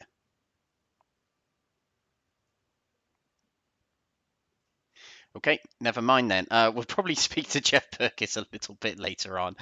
But I would like Jamie Dorey to come in and have a chat. He did secure 2nd place in the championship. But to be honest, we're probably not going to go off it, go for a break to present the championship standings. I believe we can probably present them all to you right now. But 1st place in the championship was Lee Horne. 2nd place was Jamie Dorey. 3rd place was Heike Navlov. Jeff Purkiss with 4th place. Heike Navalov in 5th place. David Kernohan in 3rd place. If I said it wrong, do excuse me. 7th place to Ollie Anson. Stephen de Gravelia in 8th. Fraser Rostons 9th. Winner of the AM category championship, of course, was Ollie Anson, who secured it at the conclusion of race 2. But there we go, ladies and gentlemen. That is the end of the World Touring Car Challenge presented by us here at Crest Autosport and Next Gen Racing, sponsored by Apex Tracks. It's been a huge honour to host this championship, and what a championship it has been. All them rounds, starting from Monza all the way today at the Nordschleife. Thank you for everyone who's watched. Thank you for everyone who's taken part in these races. That's it from Crest Autosport RaceRoom Leagues for the time being anyway. Please do keep an eye on Crest Autosport on Facebook, as well as our website, crestautosport.com, for the future of Thursday night racing and touring car racing. Please do also keep an eye on Next Gen Racing for all the leagues they've got going on and ongoing, including Monday Night Mazdas, which we're covering on this channel. And of course, there are the Tuesday night ACC leagues, the Wednesday night GT3 league, and many more. But from us here at Crest Autosport, this has been the World Touring Car Challenge. Over and out. Thank you for watching.